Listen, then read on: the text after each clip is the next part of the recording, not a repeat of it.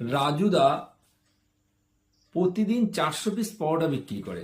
যদি দু টাকা করে লাভ হয় তাহলে 400 ইন্টু 2 মানে 800 টাকা।